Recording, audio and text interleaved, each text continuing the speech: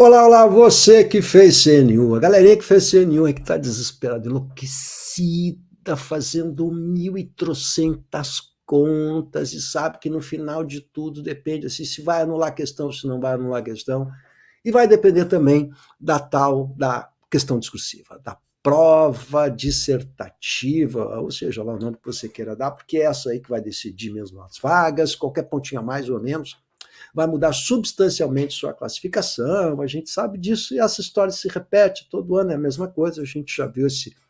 Há 38 anos que eu trabalho com concurso público, a história é sempre a mesma. Rola aquele estresse, todo mundo está preocupado, todo mundo está fazendo conta, todo mundo está estressado. O que está posto, né? A gente tem que esperar o resultado agora, não adianta nada. Né? E nós sabemos que no dia 8 você vai receber o espelho da prova com a questão discursiva.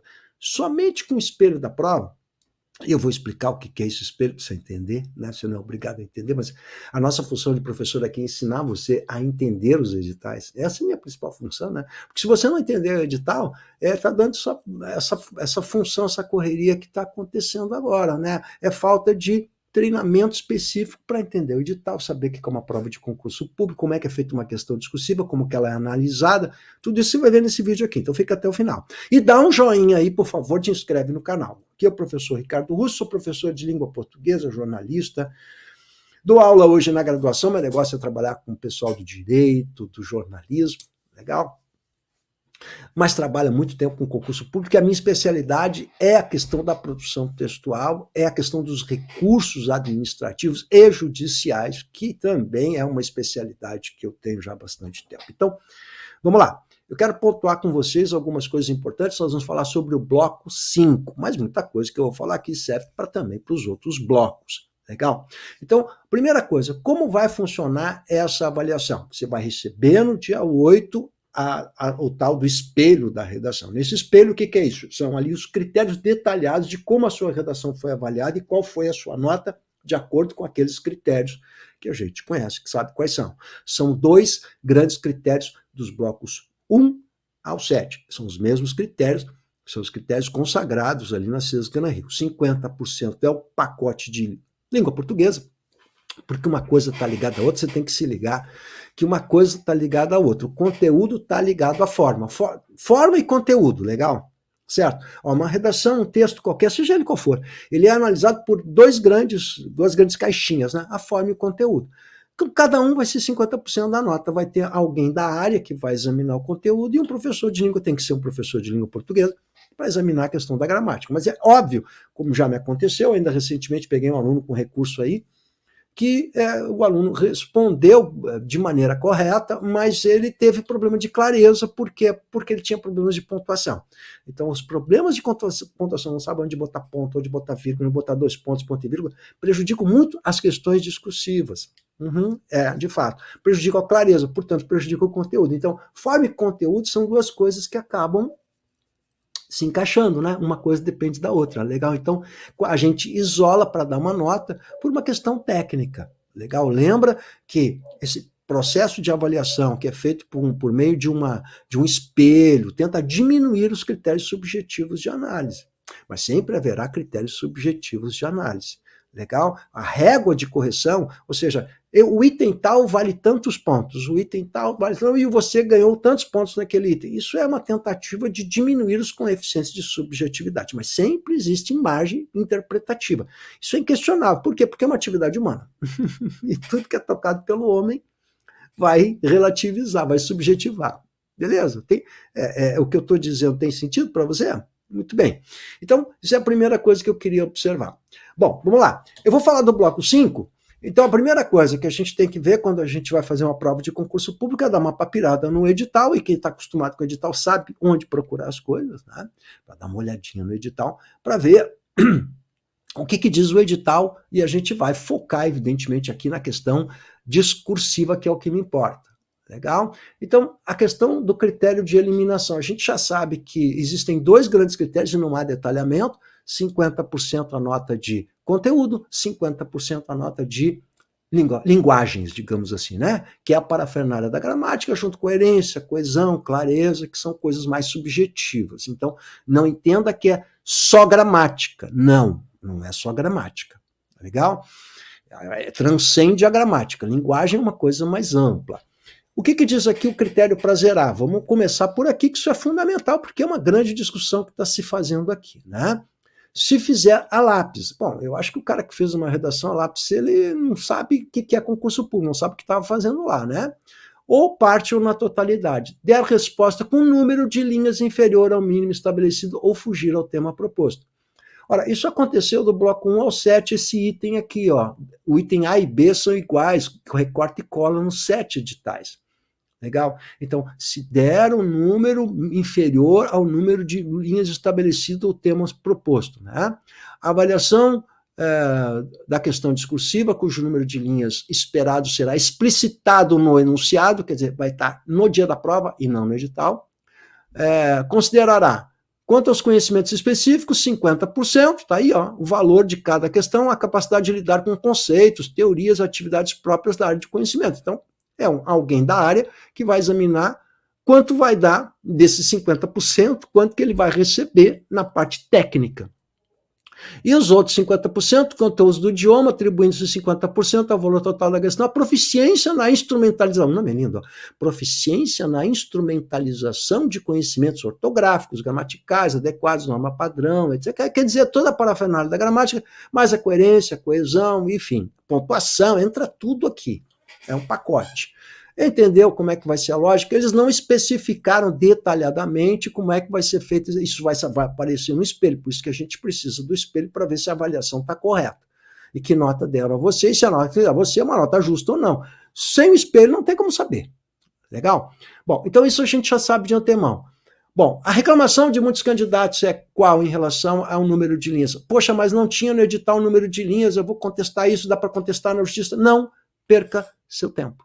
Legal? Por quê? Porque Cisgran Rio, eu fiz isso já em outros vídeos, você está vendo que eu estou fazendo de todos os blocos aqui, eu mostrei que Cisgran Rio consagradamente faz assim há 350 anos. Caixa Econômica Banco do Brasil, Cisgran Rio faz caixa, que são concursos imensos, tá? Caixa Econômica Banco do Brasil, e é sempre assim, o número de linhas está lá na proposta, não está no edital. A gente mais ou menos imagina o número de linhas pelo tempo que você tinha para fazer essa redação. Então eu estava trabalhando em torno de 35 linhas, 30, 35 linhas, não mais do que isso. Então deu algumas propostas de 35 a 45 e outras de 30 a 40, se não me engano esse caso aqui, a gente vai ver agora. Legal? Então, o que eu sei? Que um dos critérios para zerar a redação é fazer uma redação com número inferior de linhas. Isso aconteceu do bloco 1 ao 7. No bloco 8, isso não aparece como critério para zerar a redação. Portanto, se o candidato fizer com o número abaixo daquilo que está estipulado, ele não zera a redação. Ele vai perder pontos, não sabemos quanto, mas não zera a redação. Mas nos outros blocos, do 1 ao 7, zera a redação. Professor, mas eu acho que... Gente, brasileiro é engraçado, ele quer leis próprias, a lei é geral para todo mundo, é um concurso de massa.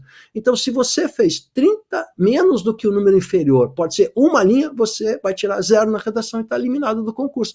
E não adianta querer perder seu tempo, eu vou entrar na justiça, vou reclamar para o bispo, porque você está perdendo seu tempo. E aí vem a sugestão de coração, com todo carinho e afeto, que o lugar de professor Colé é tentar ajudar você. Então, como é que eu posso te ajudar? Não perde seu tempo, seu dinheiro, sua energia. Se você não respeitou aquilo que estava no edital e estava na proposta, que é o número inferior de linhas, você está perdendo seu tempo em ficar moendo essa dor, né? Então, entrando em grupo de WhatsApp lá, que horror, porque olha só, né? Eu peguei um candidato que está por 2 linhas, era 35 o número mínimo, ele fez 33, e a classificação dele era ótima, ele foi super bem no objetivo e tal, blá, blá, blá. Não adianta. Por quê? Porque está claro no edital, vou entrar na justiça, vai perder tempo e dinheiro, isso consome tempo e dinheiro. Sugestão do prof. Pega esse tempo, essa energia, esse dinheiro e aplica no seu conhecimento. Conhecimento, meu amigo, não se perde. Então, quem estudou não perdeu o que estudou. Segundo, conhecimento se acumula. Continue estudando que você vai melhorar. A hora vai, se você estiver fazendo a sua parte, a hora vai chegar. Mas a primeira coisa para quem faz concurso público é olhar os critérios que estão no edital. Tem que aprender a fazer isso. Né? Então, o que a gente vai aprender? Por causa de 1 ou 2 linhas eu fui eliminado. Todo o tempo, investimento que eu fiz, eu perdi. Por culpa de quem? Sua. Por quê? Porque o encargo é seu de ler o edital. né? Mas não reforçaram isso no dia da prova, nem precisava.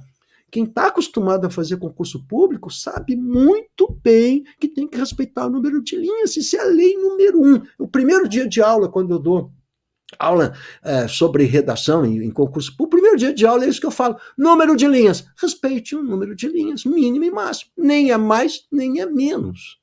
Ora, é tão difícil entender isso, não, aí eu quero uma regra exclusiva para mim. Gente, se abrir mão e disser assim, não, com 33 também, todo mundo vai reclamar esse direito. Então, é um concurso é pragmático, é funcional, vale o que está no edital.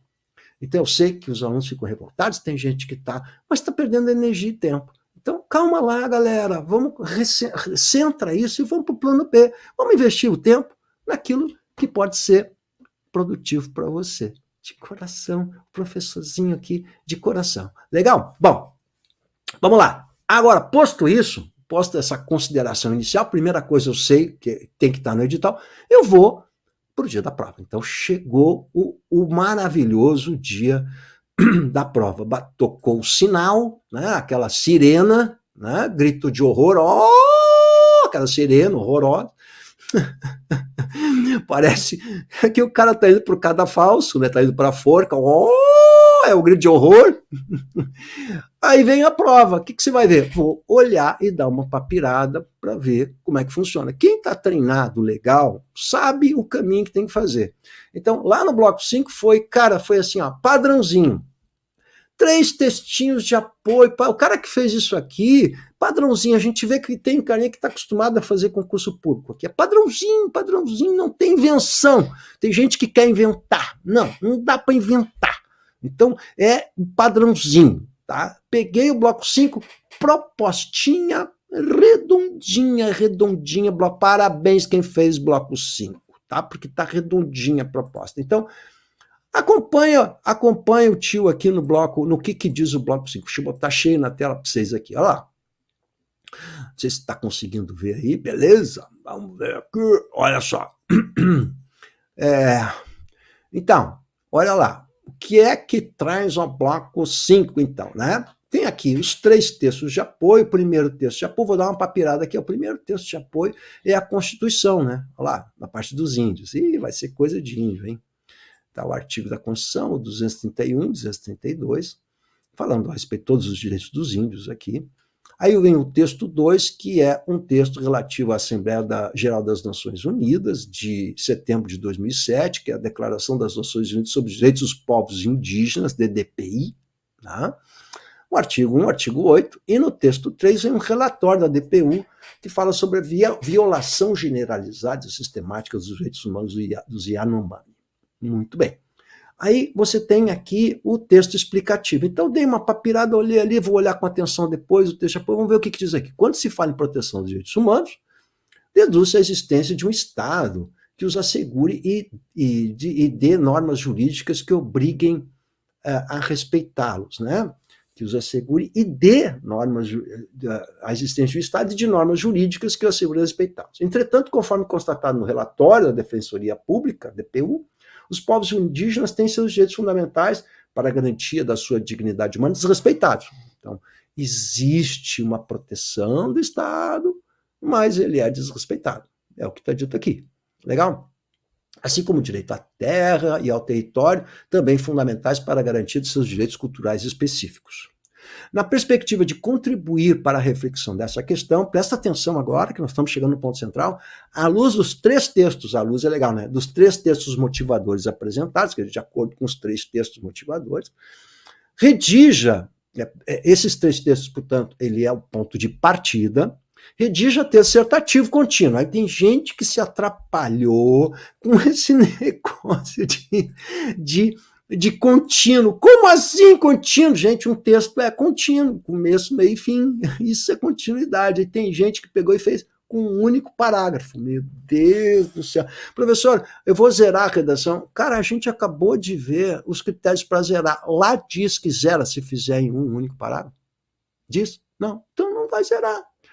Então, se você está dentro do tema, se você não tangenciou o tema, legal, se você escreveu um texto em prosa, não fez uma poesia, não fez um desenho, você vai perder pontos na estrutura, provavelmente. Pontos você vai perder, legal? Fez um parágrafo só. Mas não zera. A gente acabou de ver quais são os critérios para zerar. Hein? Aí se não botar título, zero, tá lá no edital? Não, então não zera, pô. Tem que olhar o que tá no edital. Poxa, tem que saber ler. Isso é fundamental. Não sabe ler, quer fazer concurso público, pelo amor de Deus, né? Então, vamos lá. Dito isso, vamos lá de novo, me acompanha aqui. Então, olha só que bonitinha essa proposta agora. Ó. Então, o texto dissertativo contínuo, a gente entende o que quer dizer contínuo. Acho que eles foram infelizes de colocar esse contínuo, porque atrapalhou tanta gente que não é possível, né? Deu ruído de comunicação. Contínuo quer dizer que tem a continuidade, começo, meio e fim. Uma dissertação tem começo, meio e fim. Né? De 30 a 40 linhas. Aqui está um pouquinho diferente dos outros blocos, né, gente? Que era 35, 45, né? Não me engano, 35, 45. Se eu não estou errado, né? Aqui 30, 40. Então significa dizer que se alguém fez abaixo de 30, quer dizer, 29, 28, 27, está fora do concurso. Anulou, tirou zero na redução. É isso. Ah, mas eu não acho justo, não interessa o que você acha. Está fora do concurso. É difícil entender isso? Não, porque não respeitou. Mas olha só, por uma linha, por uma linha. O ônus de ler o edital, entender o edital é seu. O edital dizia, ó, vai estar na proposta e não pode escrever inferior. Aí aparece na proposta de 30 a 40, você escreve inferior, você queria o quê? Vai reclamar do quê? Pergunto eu. Aí o outro me pergunta assim, eu não passei a limpo. Eu fiz só a folha de rascunho. Meu querido, entenda uma coisa, a folha de rascunho, ninguém lê. O avaliador não lê folha de rascunho. O avaliador vai ler 100 dessas discursivas por dia, sei lá, por aí, mais ou menos. Ele recebe e ele só vai receber uma cópia da folha oficial. A folha de rascunho ninguém olha. Você acha que no concurso público o avaliador vai olhar a folha de rascunho, gente? O cara tem 4 minutos para corrigir a redação. Você acha que ele vai olhar a folha de rascunho? Nem olha a folha de rascunho. Quem é que olha a folha de rascunho? Eu, em sala de aula, quando estou dando aula em colégio, quando eu dava aula em escola. O que eu fazia? Bota junto o rascunho aí, quero ver como é que você fez o rascunho. Né? Porque professor é um bicho chato mesmo, no dia da prova. Ninguém, você acha que nem vão olhar a folha de rascunho? Não se olha a folha de rascunho. É a folha oficial. Quem não sabe disso nunca fez prova de concurso público, não é possível. Prova de concurso público é a folha oficial. E o que está dentro daquele retângulo, aquele quadrado ali, as margens, melhor dito, né? Retângulo é quadrado, as margens, né? O que tiver fora daquela margem não conta e não é analisado. É só vale o que está dentro daquelas margens. Bem entendido isso? Então é assim que funciona. Legal?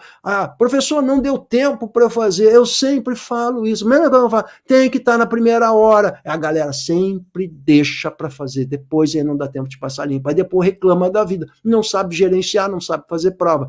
Prova, questão discursiva tem que estar entre as primeiras coisas que a gente faz numa prova de concurso público. Tem que botar isso na cabeça.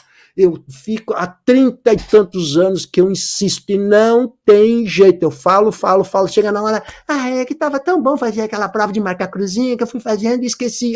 Então tá, paga-se o preço por ter esquecido, paga-se o preço por não ter seguido um roteiro. Então, um roteiro a gente tem que saber fazer prova. A gente tem que ter a dimensão que uma prova discursiva precisa estar com a cabeça legal logo, primeira hora de trabalho. Bom, dito isso, siga o meu périplo aqui, legal? Então, 30 a 40 linhas abordando criticamente, de modo fundamentado. Bom, aí o que é uma coisa crítica e fundamentada é subjetivo, né?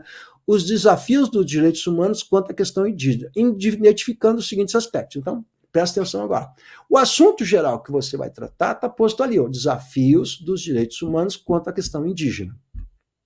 Tá claro? Então, sublinhe esse troço aqui, porque isso aqui é o assuntão. O que a gente entende por assunto? É aquela coisa ampla, né, galera?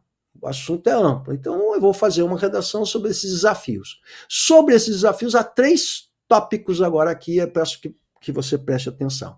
Porque aqui que está a nota de conteúdo que vai ser dada. Eu tenho que apontar 2 fatores que ameaçam as terras indígenas e os seus povos. O quanto vale esse primeiro item é isso que vai aparecer no espelho. Ó. No espelho vai aparecer aqui, ó, 2 fatores. Se abordar um fator, vai ganhar X. Se botar os 2 fatores, vai ganhar Y. Então, eu preciso saber se eu vou ganhar a nota cheia desse item aqui. Se eu não ganhar a nota cheia desse item, eu tenho que saber por que eu não ganhei a nota cheia. Eu botei os 2 fatores Sim, os dois fatores são válidos, eles estão bem explicados e justificados? Estão. É aí que entro eu para examinar. Eu não sou especialista na área, mas eu sei verificar se está bem justificado em linguagem ou não está. Então eu vou examinar, vou pegar a sua redação, primeiro vou passar o filtro da gramática, vou ver os erros de gramática, e depois vou ver isso aqui. Ó. Estão lá os dois fatores? Estão. Você perdeu nota aqui por quê? Onde que está errado aqui? E aí é isso que nós vamos questionar no recurso administrativo. Olha, os dois fatores estão aqui. Na linha tal tem um fator, ou na linha tal tem outro fator. A justificativa está aqui, plenamente dita e desenvolvida a justificativa. Se tiver bem justificado, se bem explicado os dois fatores, você está concorrendo à nota máxima desse item aqui. Item 2. 2 propostas de intervenção do poder público no combate a essas ameaças, tá? Ora, o que a gente vai entender por intervenção? Primeiro, o poder público é o agente dessa intervenção. Como é que ele pode fazer para combater? 2 intervenções. Quando a gente fala em intervenção, a gente está falando de vamos chamar de uma solução complexa. Não é simplesmente dizer assim, tem que tomar medidas cabíveis para resolver o problema. Ou então, as pessoas têm que tomar consciência, o governo tem que fazer com que as pessoas entendam esse problema. Isso não é uma intervenção. Intervenção tem que ser um fato concreto. Vocês entenderam? Entenderam o que é uma intervenção? Tem que ser uma ação concreta a intervenção. Então, você vai fazer uma intervenção, que intervenção você vai fazer? Olha, uma parceria público-privada, por exemplo. Legal? Ações do IBAMA não, lá do Ministério relativo a isso, enfim, eu preciso de uma ação concreta para poder fazer essa intervenção. Então, ela tem que ser o mais detalhada possível para ser uma intervenção. Então, não pode ser genérica, né? Tipo, o governo tem que tomar medidas cabíveis. Isso não é uma intervenção. As pessoas têm que tomar consciência, isso não é intervenção. E não esquece que é o poder público que vai ser agente dessa intervenção. E são 2. Então, se você fizer uma completa, vai ganhar a nota de 1. Quanto é a nota de 1? Tem que ver no espelho.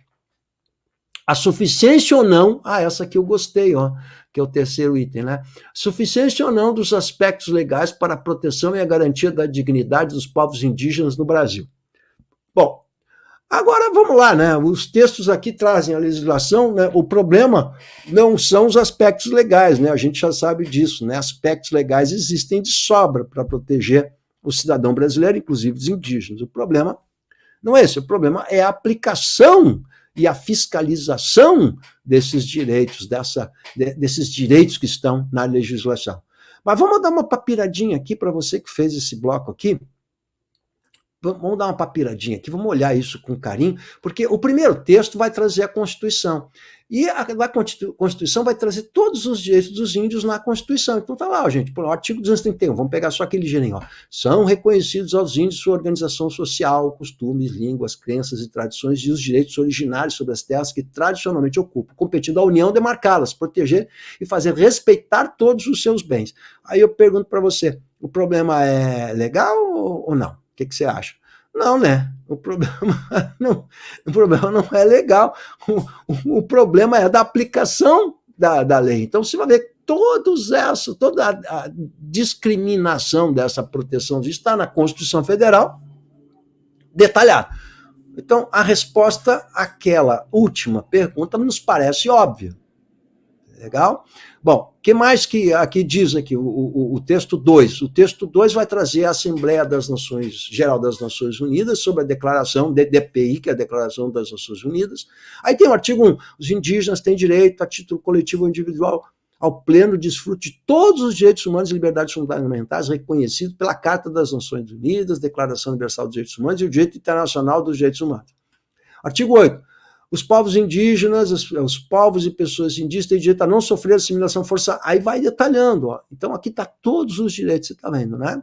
Aí no relatório 3 vai mostrar que esses direitos não são respeitados, porque existe uma violação generalizada e sistemática dos direitos humanos dos povos indígenas Yanomami e Equiwana. Esse é o documento intitulado Missão da DPU na Saúde Yanomami. Legal? Bom, então os textos de apoio já estão nos respondendo isso aqui, né? Então, existe a suficiência ou não? A suficiência existe, né? Para garantia, proteção e dignidade, só não tem a aplicação. E a sua intervenção vai ser justamente nesse sentido, né? Não é a lei que está faltando, mas o que está faltando é uma intervenção prática para que essa lei seja respeitada. Por isso que essas duas propostas têm que dar conta disso. Como seria a estruturação, professor, dessa redação? A mais simples possível, e a gente não vai inventar a roda. Quer dizer, como é que você vai estruturar isso aqui? Parágrafo de introdução, parágrafo de conclusão com 5 linhas no máximo, e 9 linhas, 8 linhas por aí, não é? Em torno disso aí, 8, sei lá, por aí, cada parágrafo de desenvolvimento, e nós faríamos 3 parágrafos de desenvolvimento, cada um abordando um desses 3 aspectos solicitados aqui. Por quê? Porque aí eu facilito, né, o trabalho do avaliador, e isso vai ser fundamental. Ou seja, lembra que aprende contigo aqui, nós precisamos facilitar o avaliador na hora da avaliação. Por quê? Porque a gente depende dele. Por isso uma letra bonitinha, caprichadinha, legalzinha. Aí você vai fazer aquele garrancho, não passou a limpo, fez aquele garrancho, aquele é um horror. Legal, só vai dificultar, vai deixar o avaliador com raiva. Eu não deixaria o avaliador com raiva. Eu não deixaria. Beleza? Então eu quero que você entenda isso. 3 parágrafos de desenvolvimento, mais a introdução e mais a conclusão. O desenvolvimento tem que ser maior que introdução e conclusão, queridão. Então é no máximo 5 de introdução, no máximo 5 de conclusão.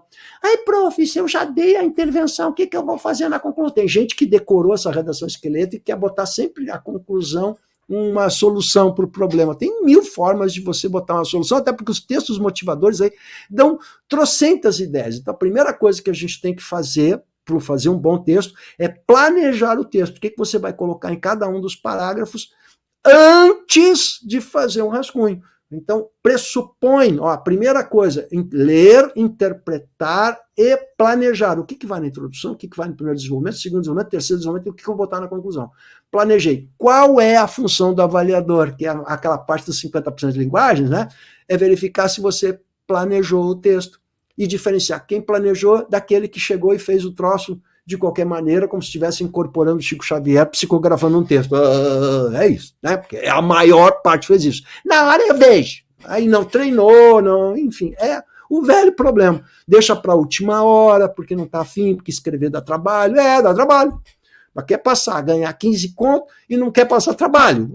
Bonito. Aí é fácil, né? Quer estudar 3 meses nos cursões esses aí, lendo PDF. E você acha que vai passar lendo PDF. É isso.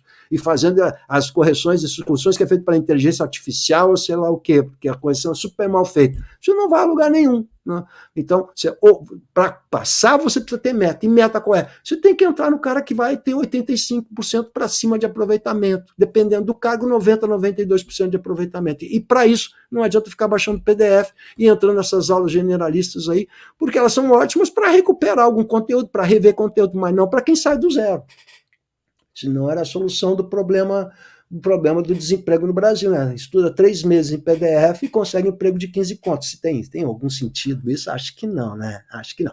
Fica a dica aí, então, olha só. O que a gente vai fazer? Recurso administrativo. Dia 8 você recebe o espelho, e aí o que você vai fazer? Vai entrar em contato com o prof. Eu vou deixar aqui na descrição do vídeo, entra na descrição, você vai encontrar o grupo do WhatsApp. Lá eu vou privilegiar o grupo do WhatsApp para poder atender, porque eu não posso atender todo mundo, só eu que trabalho, não tem terceirização, não tem ninguém aqui, ó, tá vendo? Só eu. Então, eu tenho um número pequeno de possibilidade de atender vocês e atender meu trabalho artesanal. Eu atendo, converso com o aluno, vejo a dificuldade dele. Então, o que eu vou fazer? Eu vou pegar esse carinha aqui, ó, que fez essa redação aqui, vou examinar a gramática e examinar esses 3 itens aqui para ver se estão corretos na avaliação. Se tiver correto, nós vamos pedir a nota. Né? Descontado do segundo item ali, mas está aqui tudo bonitinho. Então, vamos mandar lá e questionar para ver se é possível. Quero que você lembre que sim, consta no edital que pode baixar a nota também, não adianta ficar pedindo coisa que aqui você não tem direito. Então, você tem que avaliar primeiro, fazer uma avaliação preliminar para ver se é possível fazer isso. Legal? Então, entra em contato com o prof, entra no grupo do WhatsApp aí, entra em contato com o prof, que eu te dou toda a orientação necessária para a gente deixar tudo preparadinho para que no dia 8 e 9 eu tenha tempo de atender você e fazer esse recurso administrativo aqui, a galerinha do Bloco 5. Beleza? Recomendou aí o vídeo pra galerinha aí, deu um joinha aí, te inscreveu no canal. Vamos lá, galera. Vamos lá. Tamo junto aí. Vamos brigar por essa vaga aí? Tamo junto. Abraço.